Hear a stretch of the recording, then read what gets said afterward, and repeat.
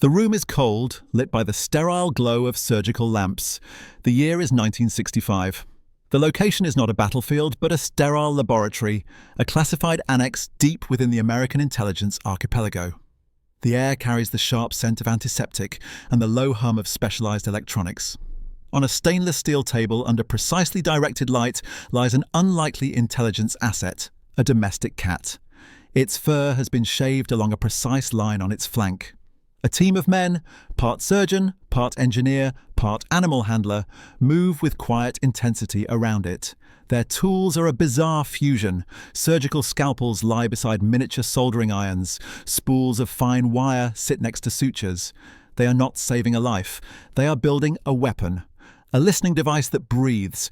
Their goal is not here. It is 4,800 miles away, outside a grey, imposing building on Staraya Square, Moscow. A place where human agents dare not linger. They are inserting a microphone into the cat's ear canal, weaving a wire-thin antenna through the fur of its tail, connecting it to a subdermal power pack. This creature is to be the perfect organic surveillance platform. Codename Acoustic Kitty. It is a multi-million-dollar answer to an ancient question of espionage. How do you hear the secrets of the most closed society on Earth? The CIA's answer in this silent, bright room is to re-engineer nature itself. The fate of this mission and the limits of Cold War ingenuity now rest on the instincts of a single, unaware feline. C. To understand the surreal scene in that laboratory, one must first step into the profound silence of Moscow in the mid-20th century, a silence enforced by fear, technology, and relentless human suspicion. A fortress of ideology and paranoia, where every foreign face was noted, every interaction potentially staged, and the very walls were assumed to have ears. The KGB's Second Chief Directorate, responsible for internal counterintelligence and surveillance of foreigners, operated with near-omniscient authority. Their network of informants, sekretnie sotrudniki, or secret collaborators, permeated every level of society, from hotel staff and chauffeurs to journalists and even other diplomats. Physical surveillance, known as the wet job or naruzhnoye nablюдение, was an art form. Teams of agents in shifts would follow a target for days, weeks, even years, their movements choreographed to appear as natural city life. This was the environment confronting the Central Intelligence Agency. The prize was monumental: actionable intelligence on the Soviet Politburo, the military high command, the scientific elite. But the human agent in this environment was profoundly vulnerable. Dead drops could be compromised. Brush passes were observed. Electronic bugs, if placed at all, were static and often discovered. The need was for a mobile, unsuspicious surveillance platform that could penetrate the most sensitive spaces: a park bench near a walking Soviet official, an open window of a dacha during a private conversation, the shadow of a wall outside a guarded compound. The answer, it seemed, would not come from traditional tradecraft alone, but from a new frontier: science. In the wake of the Sputnik shock of 1957, a technological panic had swept Washington. If the Soviets could conquer space, what else could they do? The CIA's response was the formation in 1962 of the Directorate of Science and Technology, DSNT. Its mandate was to apply the most advanced American engineering and scientific thought to the problems of espionage.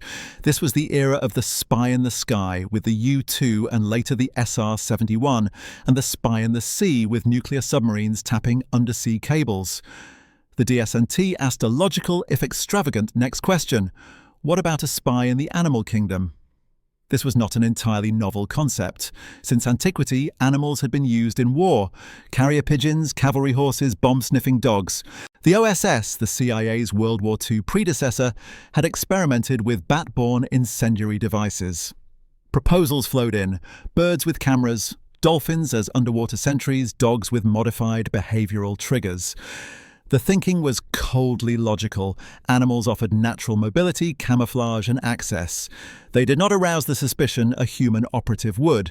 They were, in theory, the perfect covert asset. If their behavior could be controlled, their natural abilities harnessed and directed. It was from this fertile, unorthodox mindset that Project Acoustic Kitty was born. The concept was audacious in its simplicity. Surgically modify a cat to carry a sophisticated listening device, train it to become a mobile, self-directed surveillance platform, and deploy it into the heart of Moscow. The cat was chosen for its ubiquity, its quiet grace, its ability to sit for hours apparently doing nothing, and its access to both urban and semi-rural environments where Soviet elites might converse in relative privacy. In the eyes of the scientists, it was not an animal. It was an organic robot, a biological platform awaiting its technological payload. The project represented the zenith of a certain kind of Cold War logic. No obstacle, not even the fundamental nature of a living creature, was insurmountable if enough money, brain power, and sheer will could be applied. The laboratory light, then, illuminates more than a surgical procedure. It illuminates a moment of supreme confidence, a belief that the secrets of the Kremlin could be unlocked not by a brilliant spy, but by a meticulously engineered pet. The man who gave the final authorization for Acoustic Kitty remains officially unnamed, but the chain of command ran through the highest echelons of the CIA's clandestine and scientific arms. The project was a direct product of the DS&T's Technical Services Division, TSD, the same unit that devised invisible inks, covert cameras, and exotic weapons. Its budget was considerable, eventually soaring into the millions of dollars, a significant investment for a single, highly speculative technical operation. This was not a backroom experiment. It was a major classified project bearing all the hallmarks of a top priority intelligence initiative: secure funding, interdisciplinary teams, and an expectation of a strategic payoff. On the other side of the Iron Curtain, the adversary the cat was designed to deceive was reaching the peak of its power and paranoia. Under Yuri Andropov, who became KGB chairman in 1967 but had long been a central figure, the KGB was not just a security service, it was the sword and shield of the party, an institution woven into the very fabric of Soviet life. Its technological directorate, known as the Operativno Technicheskoye Upravlenie, OTU, was the mirror image of the CIA's DSNT. Ambassador in Moscow. The KGB understood the physics of eavesdropping intimately. What they might not have calculated for was the biology of espionage. Concurrently, the geopolitical stage was set for such a desperate gamble. The early to mid-1960s were a period of profound instability and confrontation. The Cuban Missile Crisis of 1962 had brought the world to the nuclear brink, searing into the CIA's consciousness the terrifying gaps in its understanding of Soviet intentions and capabilities. The construction of the Berlin Wall in 1961 had cemented the physical and ideological divide. The Vietnam War was escalating, drawing immense American resources and attention. But the primary adversary, in the eyes of Washington, remained the Soviet Union. Arms control talks were nascent and fraught with mutual distrust. Verifying Soviet compliance with any potential treaty required eyes and ears on the ground. The incentive to find a breakthrough surveillance method, one that could bypass the KGB's legendary defenses, was overwhelming. It was within this pressurized environment that the Acoustic Kitty project moved from blueprint to flesh and blood. The chosen feline subjects were not random strays, but animals acquired and assessed for size, temperament, and trainability. A multidisciplinary team was assembled: veterinary surgeons to perform the delicate implantation procedures, electrical engineers to miniaturize the components, animal behaviorists from institutions like Stanford University to theorize on training protocols, and CIA case officers to plan the eventual deployment. The project existed in a strange nexus of cutting-edge science and almost childlike imagination. In one memorandum, scientists soberly discussed the need to offset the hunger cues of the cat to prevent its natural instincts from interfering with mission parameters. They were attempting to debug a biological organism. By 1965 and 1966, the project was ready for its first major milestone. The laboratory work was complete. A cat had been successfully implanted with a full suite of equipment: a miniature microphone embedded in the ear canal, a thin wire antenna threaded through the fur of its tail, and a small radio transmitter and battery pack secured within its thoracic cavity. The surgical scars had healed. The creature appeared, to a casual glance, normal, but it was now a cyborg spy, a living, breathing piece of national security apparatus. The team needed to test their creation not in the controlled environment of the lab, but in the unpredictable world it was designed to operate in. The plan was not to risk an immediate deployment to Moscow. Instead, they would stage a realistic simulation much closer to home. The order was given. The cat, its internal electronics silent and waiting, was transported from the sterile laboratory to the streets of the nation's capital. C. The handlers positioned themselves. The moment of truth had arrived. The success or failure of this multi-million-dollar, years-long endeavor now hinged on the focused attention and obedient movement of a single, surgically altered cat.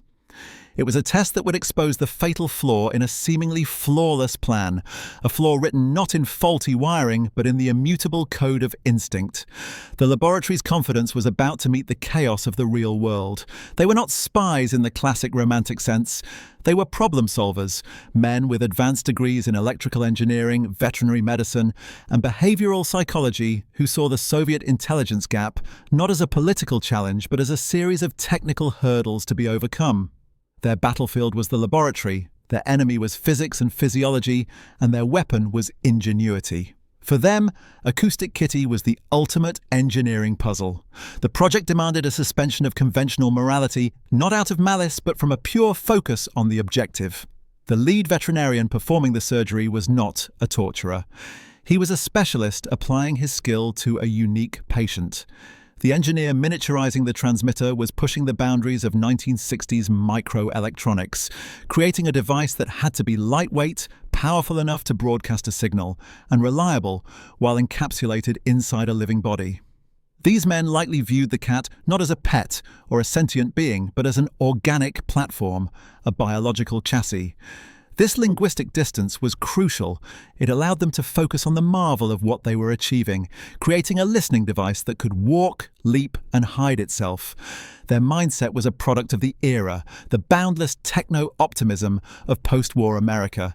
They had put a man on the drawing board for the moon. They had built reconnaissance planes that flew at the edge of space. Why not a cybernetic cat? The belief was that any system, biological or mechanical, could be analyzed, modified, and controlled given sufficient understanding and resources. The cat's brain, in their view, was simply an organic computer. Its instincts were lines of code that could, with the right conditioning, be rewritten.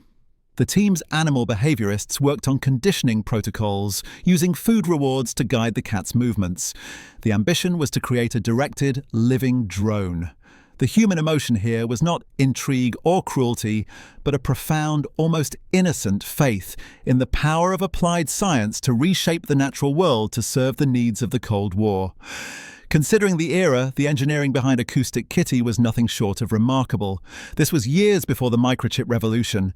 Transistors were still relatively bulky, batteries were heavy and short-lived, and miniaturization was a painstaking art. The device implanted into the cat was a triumph of clandestine technology.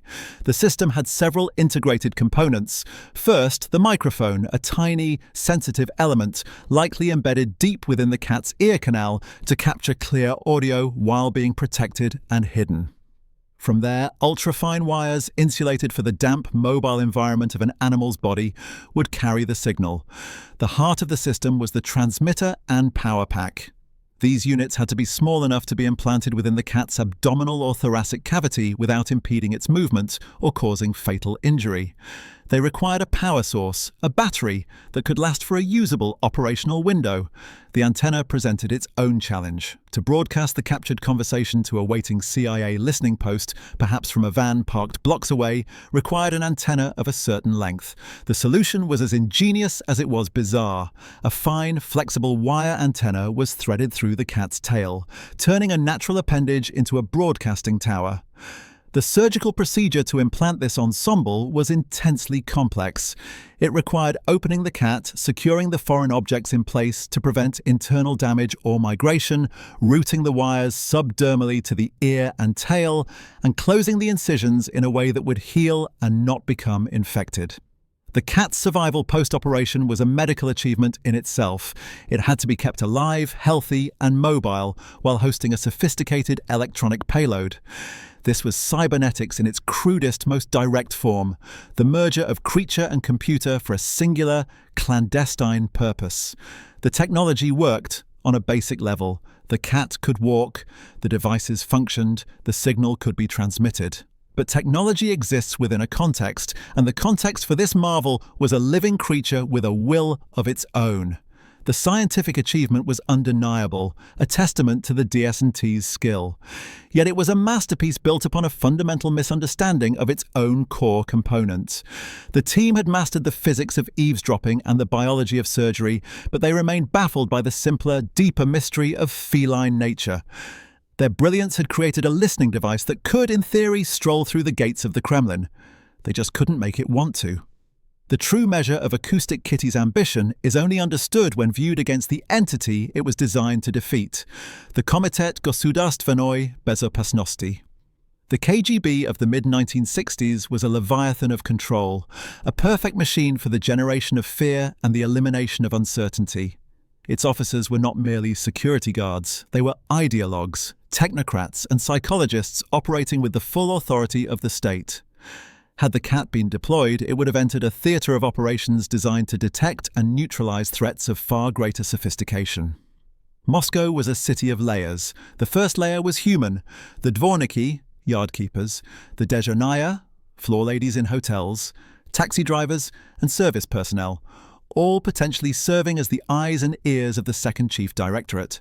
The second layer was technical. Soviet counterintelligence employed sweeping radio countermeasures. Vans equipped with direction-finding equipment routinely patrolled diplomatic districts, hunting for unauthorized transmissions, like, for instance, a signal emanating from a cat's tail. Buildings were swept regularly for bugs using advanced, for the time, resonance detectors. The third layer was psychological, a culture of profound mistrust, where even private conversations between Soviet citizens were guarded, knowing that apartments could be wired and walls were thin. The KGB's mindset was one of total suspicion. They expected poison pellets, explosives disguised as consumer goods, and infrared messaging systems. Their training included identifying the subtle signs of a human agent under stress, a change in routine, a missed signal, a micro-expression. But their doctrine, their entire operational framework, was anthropocentric. It was built to understand and counter human intelligence activities. The beauty and fatal flaw of the Acoustic Kitty concept was that it targeted a genuine blind spot. The KGB was looking for spies, not pets. A cat loitering near a park bench would have been beneath notice, an irrelevant piece of the urban fauna.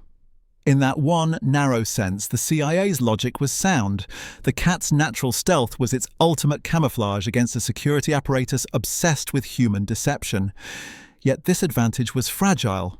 Had the cat succeeded in its mission and begun regular operations, its very success would have sown the seeds of its downfall. The KGB was relentless and analytical. Pattern recognition was their core skill. If sensitive conversations from secure courtyards or dacha gardens were repeatedly compromised with no trace of a human agent, the focus would have shifted. The improbable would have become the only possible answer. Once the KGB suspected an animal-based platform, the countermeasure would have been swift, brutal, and simple. A citywide cull of stray animals, or worse, a counter-operation, capturing the cyborg cat, reverse-engineering its technology, and staging false conversations to mislead its American listeners. The project's greatest strength was its novelty, a novelty that would have evaporated upon first contact with a competent, adaptive adversary. At its heart, the Acoustic Kitty project was an extraordinary failure of imagination. Not a lack of imagination, but an overabundance of it in one direction and a critical deficit in another. The operational planners fell prey to a seductive but flawed syllogism. 1. We need to place a listening device close to Soviet officials in open-air settings. 2. Humans cannot do this without detection. 3. Cats can go where humans cannot and are not suspected. Therefore, 4. A cat can be made to perform this task. The logic skipped over the monumental leap from point 3 to point 4. The mindset was one of engineering an asset, not understanding it. The team meticulously solved the problems they could define: microphone size, power requirements, surgical viability. But they treated the cat's behavior as just another subsystem to be calibrated, like the voltage of the battery. They believed hunger, the most basic feline drive, could be offset, or programmed out through conditioning. They imagined they could direct the cat like a remote-controlled car, using audio cues or feeding schedules to steer it towards a target and make it linger. This was a profound misunderstanding of autonomy. A cat is not a machine with unreliable components. It is an independent organism with its own priorities, fears, and curiosities. Its attention is captured by the scuttle of a squirrel, the smell of food from a different source, the territorial presence of another cat, or simple feline whimsy. The operational plan required the cat to ignore every natural impulse in favor of a complex, abstract mission it could never comprehend. It had to walk past other food sources to reach a specific handler. It had to remain stationary near conversing humans, ignoring distractions for potentially extended periods. It had to navigate busy urban streets without panic, following a pre-planned route. Each of these requirements was a point of catastrophic potential failure. The planners, in their sterile labs, had envisioned a controlled environment.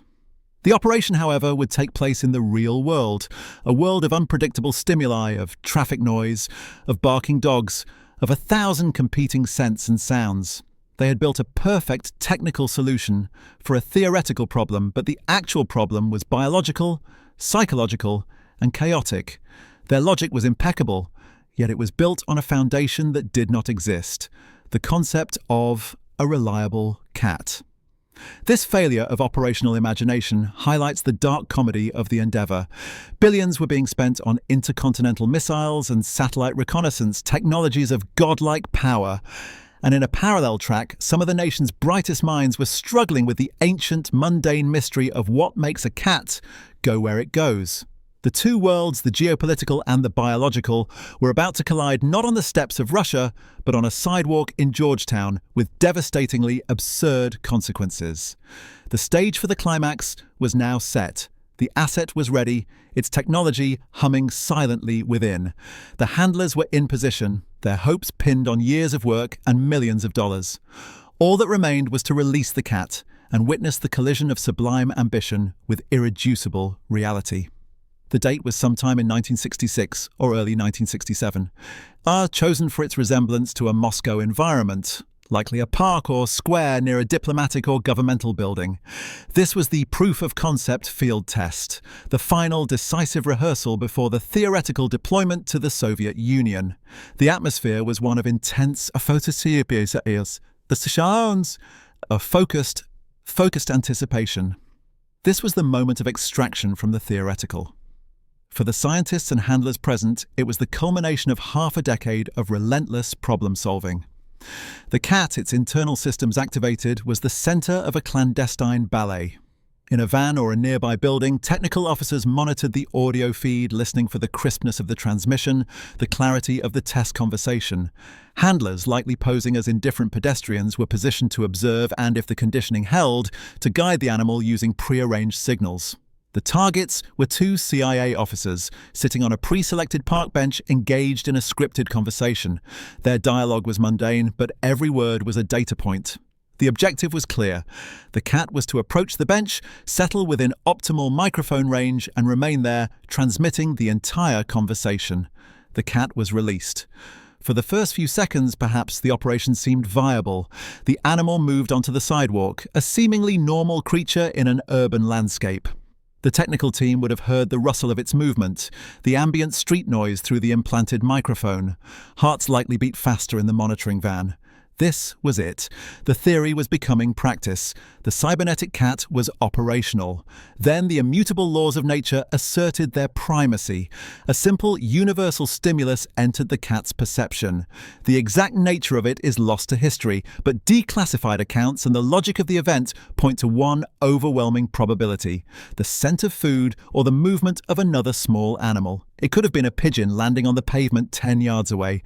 It could have been the smell of roasting meat from a restaurant vent. It could have been a mouse skittering in a gutter. Whatever it was more immediate, more biologically resonant, and infinitely more compelling to the cat than any conditioned response or abstract mission parameter. The cat's mission discipline evaporated in a microsecond. In the van, the audio feed would have shifted abruptly, the sound of focused movement turning into a scramble. The handlers, watching helplessly, saw their multi-million-dollar intelligence asset break its controlled trajectory. It did not amble toward the park bench. It darted. It sprinted with single-minded feline purpose across the street toward the source of its distraction. And then came the second universal law: urban traffic. What happened next was both tragic and absurdly inevitable. The cat, driven by a primal instinct, ran directly into the path of a moving vehicle, a taxi, according to the most persistent account. There was no time for evasion. The collision was instantaneous. In the monitoring van, the audio feed would have cut out with shocking finality, replaced by dead air or a screech of static. The signal from the antenna in the tail ceased. The operation was over. Not with a bang, not with a clever KGB counterstrike, but with the mundane, brutal punctuation of a traffic accident. The most advanced listening device ever conceived, a masterpiece of surgical and electronic espionage, had been destroyed by a taxicab. The cat, the organic heart of the system, was killed. The years of research, the millions in funding, the dreams of penetrating the Kremlin's inner circle, all lay extinguished on a Washington street, not due to enemy action, but to a failure to account for the simplest truth of all. A cat will be a cat. The immediate aftermath on scene was one of stunned silence, followed by frantic covert cleanup. The handlers could not afford a scene. They had to retrieve the asset, both to protect the secrecy of the technology and to conduct a post-mortem in the most literal sense. The cat's body, with its priceless and compromising internal hardware, was swiftly collected. The targets on the park bench discreetly departed. The monitoring van drove away. To any passing witness, it would have appeared as nothing more than a minor, unfortunate accident involving a stray animal.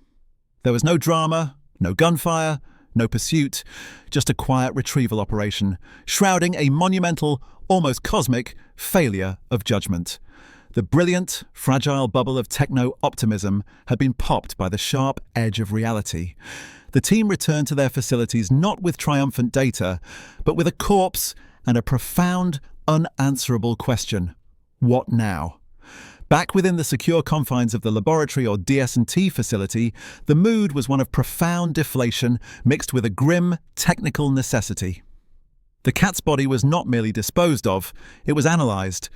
This was a post-mortem in every sense, an autopsy to recover the classified hardware and a project autopsy to understand the precise chain of failure. Engineers would have examined the shattered components, checking for any malfunction prior to the impact. Veterinarians would have noted the state of the surgical sites. But the physical evidence only told part of the story. The real failure was not in the device, but in the foundational premise. The field test had provided a brutal, unambiguous answer to the project's central hypothesis. The cat could not be reliably controlled. Its attention could not be garrisoned against the infinite provocations of the real world. The conditioning protocols, so promising in a controlled lab setting, had proven laughably fragile outside. The project had encountered what systems engineers call a single point of failure that was impossible to engineer around: the animal's free will. In one stark moment, the entire elegant architecture of Acoustic Kitty, the miniaturization, the surgery, the transmission theory, was revealed to be a castle built on sand. Yet the project did not die immediately on that Washington street. According to declassified memos, a stubborn, problem-solving mindset persisted. The crash was seen by some not as a fatal flaw but as another engineering hurdle. A subsequent memo dated March 1966, with the subject line "Views on Trained Cats," laid out the sobering new reality. The language was dry but the meaning was clear. The security factors were the cat's uncontrollability. The environmental factors were everything in the world that interested a cat more than its mission. The memo went further, delivering the coup de grace. This was the official epitaph, a unique technical achievement, a salute to the scientist's brilliance, not practical, the devastating admission of its uselessness. The project had yielded a fascinating laboratory specimen, but not a viable intelligence tool. The gap between a technical demonstration and an operational capability was, in this case, an unbridgeable chasm. The decision to terminate was made at a high level. The cost-benefit analysis was now irrefutable. Further investment could not solve the core problem. No amount of funding could rewrite millions of years of evolutionary instinct. By 1967, Project Acoustic Kitty was formally cancelled. The files were boxed, classified top secret, and stamped with a security handle that would keep them buried for decades. The scientists and engineers were reassigned to other, more promising Oxyoke projects or different challenges within the DSNT. There was no ceremony, no memorial for the cats. The project simply ceased to be, fading into the labyrinth of classified history, a cautionary tale whispered in the halls of Langley but never officially acknowledged. The turning point, therefore, was not a dramatic battle or a brilliant countermove by the KGB. It was a quiet, internal recognition of a fundamental truth. The climax of Acoustic Kitty was the moment the CIA's Directorate of Science and Technology looked upon its own creation, saw its breathtaking technical sophistication, and finally admitted that it had been asking the wrong question from the very beginning, and had received an answer written in blood, asphalt, and static. The dream of a silent, feline ear in Moscow died not in the shadow of the Kremlin walls, but in the glare of a Washington street lamp, a victim of its own breathtaking, misguided ambition. The laboratory lights were turned off, the surgical tools were sterilized and stored. But the legacy of this strange endeavor and the secrets it contained would lie dormant for over 30 years, waiting for a world that might finally understand it, not as a failure of technology, but as a parable of human overreach. The official termination of Acoustic Kitty in 1967 did not erase its existence. It merely sealed it within a classified vault. For over 3 decades, the project remained an obscure piece of Cold War esoterica, known only to a shrinking circle of veterans and buried in archives under layers of secrecy. Its resurrection began not with a leak, but with a process. The CIA's own slow, deliberate declassification of historical documents under public and scholarly pressure. The turning point came in 2001. Robert Wallace, a former director of the Office of Technical Service, and historian H. Keith Melton, while researching the book The Official CIA Manual of Trickery and Deception, were granted access to a trove of old files. The revelation, when it broke, was global news. The public and media response was a mixture of disbelief and ridicule. In the grim wake of the 9/11 attacks, which occurred just days after the story first emerged, it also provided a fleeting, surreal moment of dark comic relief. The project was perfect fodder for late-night talk shows and editorial cartoons. It seemed to confirm every suspicion of government waste and absurdity, a multi-million-dollar project literally chasing its own tail. The CIA, an agency often portrayed as ominously competent or tragically inept, was now also seen as ludicrous. Within the intelligence community, however, the reaction was more nuanced. For veterans of the DSNT, Acoustic Kitty was a known, if embarrassing, chapter. Its exposure was a minor nuisance, but for a younger generation of officers and technologists, it served as a potent, if unspoken, cautionary tale. It entered the lexicon as the ultimate example of a cool idea that ignored operational reality. The lesson was clear: never fall so in love with the technical elegance of a solution that you forget the problem it's meant to solve. The human factors, and in this case the feline factors, were not just variables, they were the entire equation. The technological legacy of the project was indirect but real. The push for miniaturization, for long-lasting, low-power transmitters, and for biocompatible materials did not die with the cat. These challenges were simply transferred to other, more viable platforms. The research into subcutaneous power sources and secure, short-range transmissions contributed to the broader ecosystem of clandestine technology. The knowledge gained from the surgical procedures informed other, more successful biomedical implant research, albeit for different applications. Acoustic Kitty was a dead-end branch on the evolutionary tree of spy tech, but some of its genetic material was reabsorbed into the main trunk. Furthermore, the project's spectacular failure did not kill the animal-based espionage concept altogether, but it did refine it.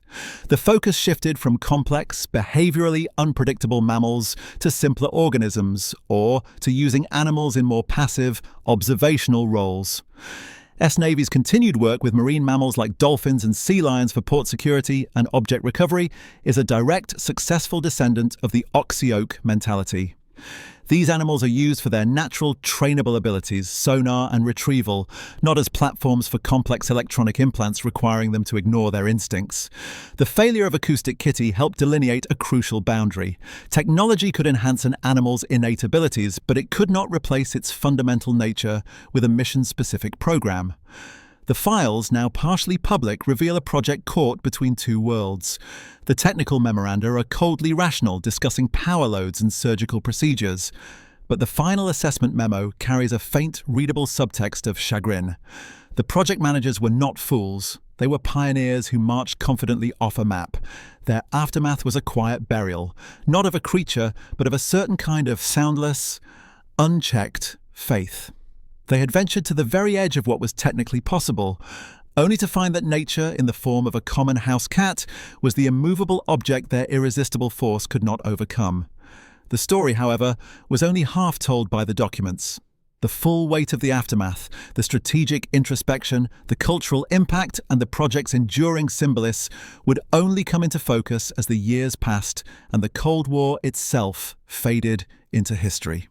The strategic aftermath of Acoustic Kitty was subtle but profound.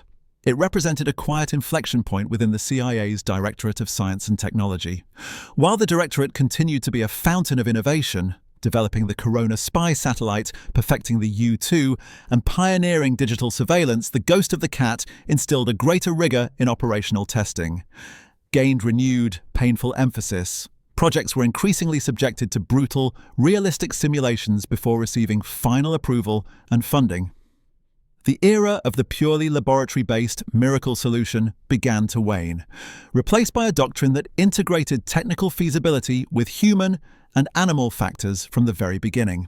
Culturally, the project seeped into the folklore of the intelligence world.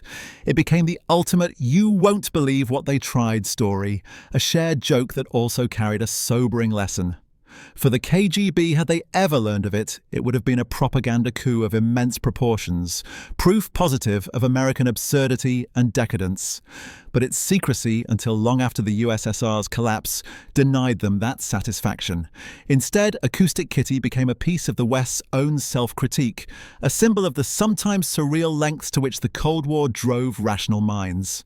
The financial cost, estimated to be in the range of $10 to $20 million in 1960s currency, equivalent to over $100 million today, was a significant loss for a single project.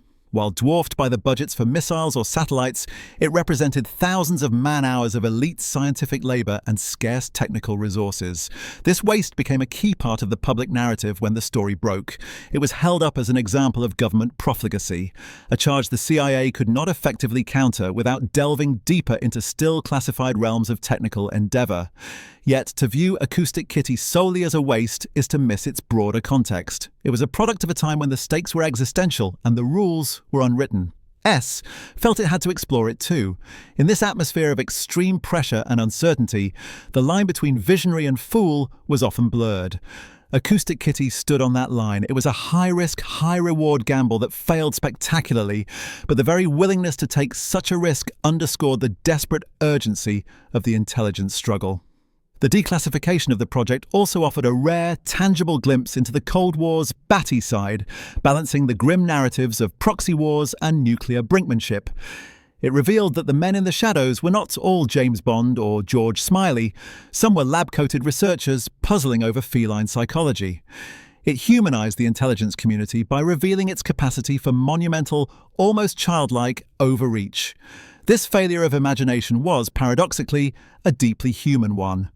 By the time the world learned of Acoustic Kitty, the geopolitical landscape it was designed for had vanished. The Soviet Union was gone.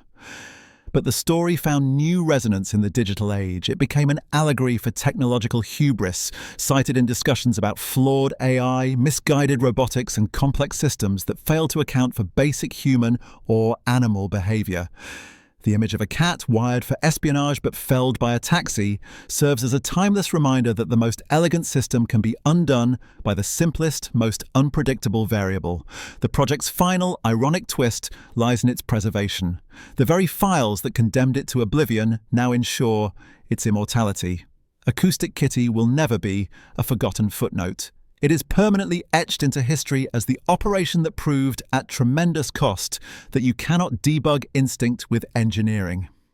The laboratory may have been cleaned, the equipment repurposed, but the lesson remained, hanging in the air like static from a lost signal.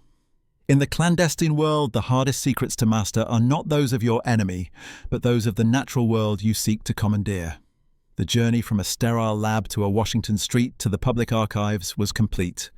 What remained was to distill meaning from the absurdity, to understand what this singular failure said about the 40-year conflict that birthed it, and about the eternal temptations of power, secrecy, and technology. The Amu Darya River flows cold from the Pamir Mountains, marking a border that, for centuries, has divided empires and cultures.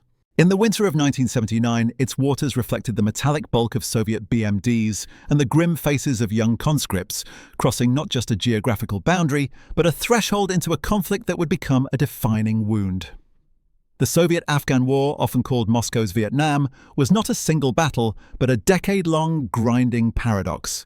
A superpower military machine entangled in a guerrilla war against the immutable forces of terrain, faith, and will. This was a war of profound asymmetries. In the skies, Mi-24 Hind helicopter gunships, flying tanks, unleashed salvos of rockets onto mountain trails. On the ground, the BTR and BMP armored personnel carriers formed steel convoys along the Salang Highway. The Soviet soldier was equipped with the robust AK-74, protected by body armor and supported by overwhelming artillery. He was trained for a linear European battlefield, for the Fulda Gap, not for the Hindu Kush. His adversary, the Mujahideen, fought with a different calculus. His weapon was the terrain itself, the endless mountains, the labyrinthine Karez irrigation tunnels, the villages that offered both sanctuary and intelligence. His technology was a global patchwork, the British-era Lee Enfield, the ubiquitous Kalashnikov, and crucially, the American-supplied Stinger missile and British blowpipe. His leadership was fragmented yet unified by faith. Commanders like Ahmad Shah Massoud, the Lion of Panjshir, combined tactical genius with deep local knowledge, while figures like Jalaluddin Haqqani wielded ferocious, uncompromising power. Their strategy was not to hold ground, but to bleed the invader, to make the cost of occupation insupportable. For the Soviet leadership, from Brezhnev to Gorbachev, Afghanistan transformed from a swift, fraternal assistance operation into a quagmire that exposed fatal cracks in the system. It drained resources, demoralized the population, and became a glaring international symbol of imperial overreach. The Stinger missile, introduced in 1986, did not win the war, but it shattered the Soviets' key tactical advantage, the dominance of aerial assault, and became a powerful psychological symbol of their vulnerability. The withdrawal in 1989 was not a retreat in disgrace, but a weary, organized exodus from a failed enterprise. The bridges over the Amu Darya were crossed once more, this time by a silent, hollow-eyed army.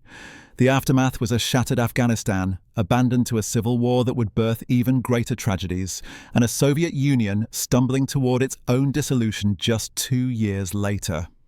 The war had accelerated history, proving that political will, fortified by faith and foreign arms, could withstand the full force of a mechanized empire.